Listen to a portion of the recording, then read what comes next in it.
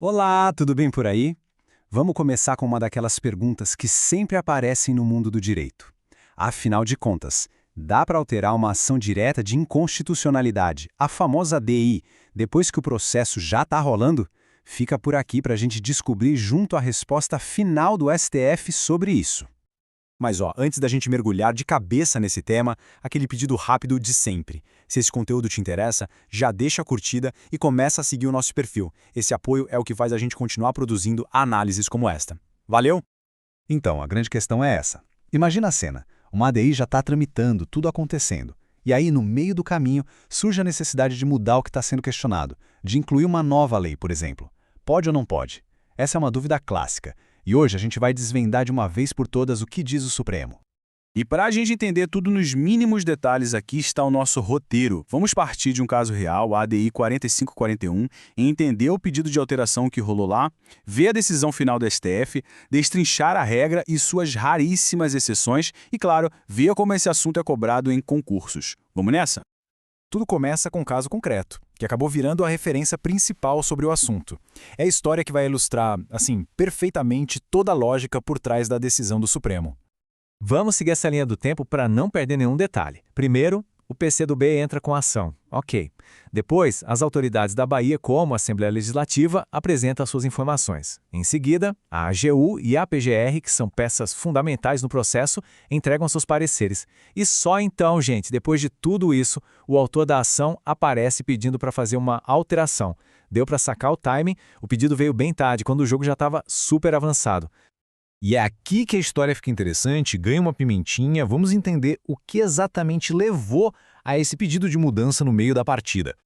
E aqui está o pulo do gato da defesa, uma jogada bem inteligente da Assembleia Legislativa da Bahia.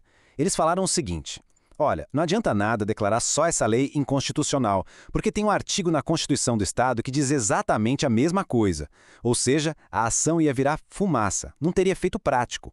Foi esse argumento que fez o autor da ADI correr para tentar incluir o artigo da Constituição Estadual no processo.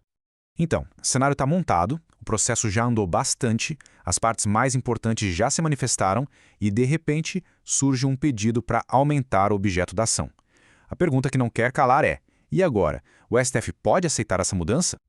E olha, enquanto a gente espera a decisão do STF, que tal uma pausa rápida? Se essa análise está ajudando a clarear as coisas, compartilha com um colega, manda no grupo da faculdade ou do escritório.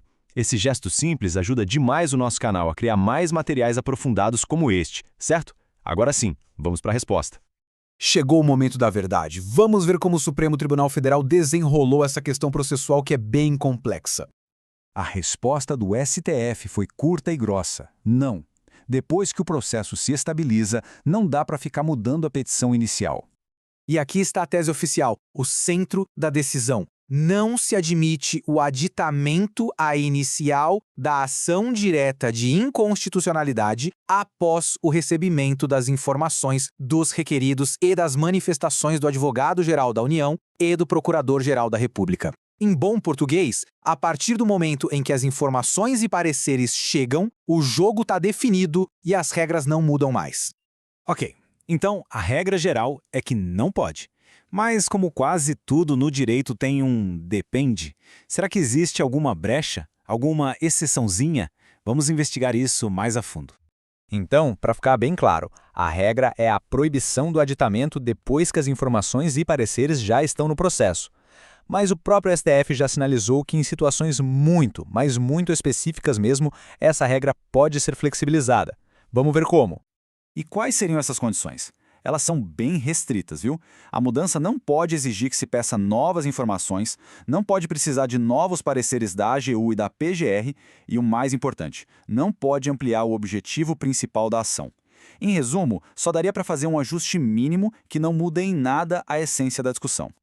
Isso explica direitinho por que, no caso da ADI 4541, o pedido foi negado. Incluir um artigo da Constituição Estadual e assim ampliar o escopo da ação. Ia precisar de novas manifestações, ia atrasar o processo todo, ou seja, ia contra os princípios da celeridade, da economia processual e até da segurança jurídica. Agora vamos para a parte prática.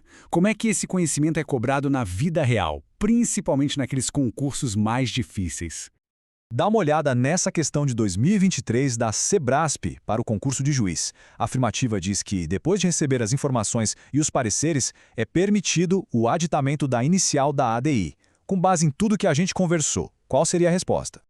Exatamente, a assertiva está errada. Esse é justamente o marco de tempo a partir do qual, como regra geral, não se pode mais mexer na petição inicial. A questão cobre exatamente o ponto central da decisão do STF. Então, para a gente fechar e guardar de vez, o momento em que a coisa fica séria e o processo se estabiliza é com a apresentação das informações e dos pareceres.